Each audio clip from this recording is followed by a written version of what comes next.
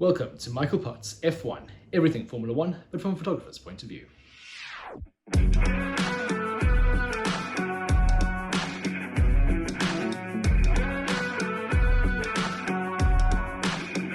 Formula One is in its summer break. This is an opportunity for teams and drivers to head down to the beach and build sandcastles. This is a great opportunity for us to see which of the teams is excelling at the halfway point of the year. In this series of vlogs, I'd like to take a close look at each of the teams, comparing the two drivers and seeing who's coming out on top and who has a lot of work to do in 2022. Today I'd like to show you some of my favourite photographs taken during the course of the season and explain why I think that they're significant. If you've enjoyed me showing you this side of Formula One, please do like and subscribe.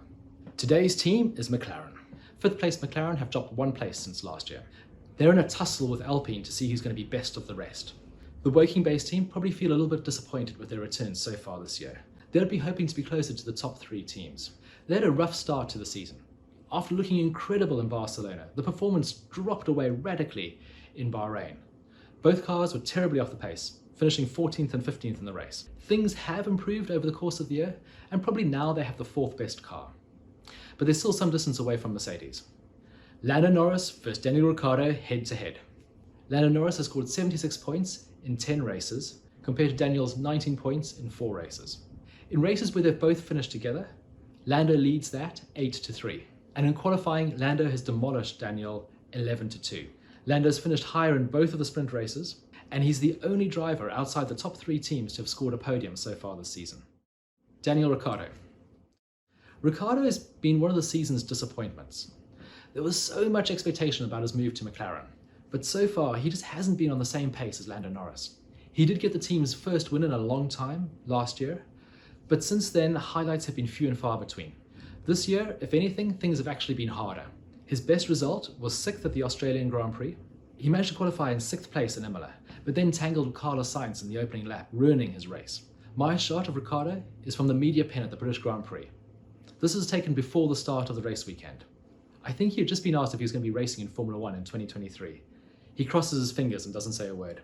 This image captures a bit of his vulnerability. His future is not entirely in his own hands. While he does have a contract, the team are actively looking to replace him. I've muted the tones in the background of the image, allowing the orange of his uniform to really pop. This frames his face beautifully. My next shot of Daniel is from winter testing in Barcelona. Daniel in the McLaren was the 3rd quickest car that day, and things were looking really different at the start of the season. It looked like McLaren would be a lot closer to the top of the standings, and that Daniel had overcome his issues with the car. This was taken on the main straight. The cars are going past at full speed. You get a very interesting effect with the empty grandstands and the seats blurring into each other.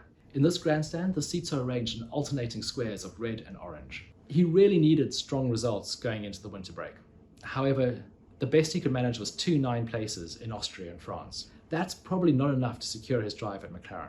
While he does have a contract in place for next year, the team are actively trying to replace him for young superstar Oscar Piastri.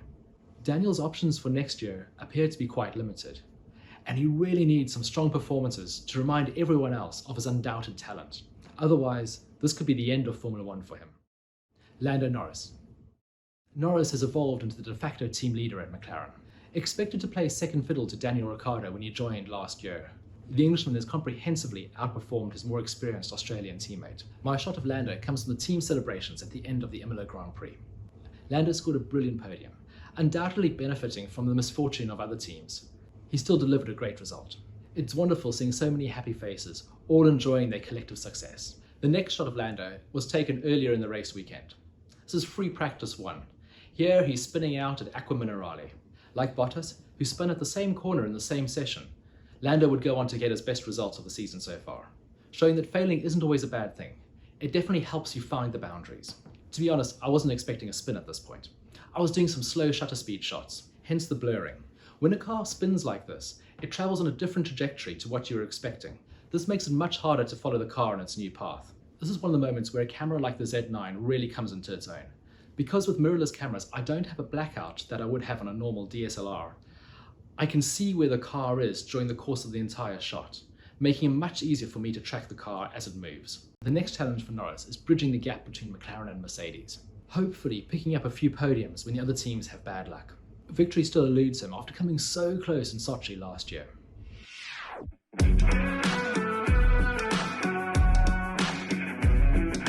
Thank you for watching my mid-season review of the McLaren team. What do you think is going to happen in McLaren? Will they sign Oscar Piastri, or will they keep Daniel Ricciardo for another season? Please let me know in the comments below. If you'd like to catch up on my review of Alfa Romeo, there's a link in the description. Tomorrow we're going to look at Alpine. Until then, thank you so much for watching.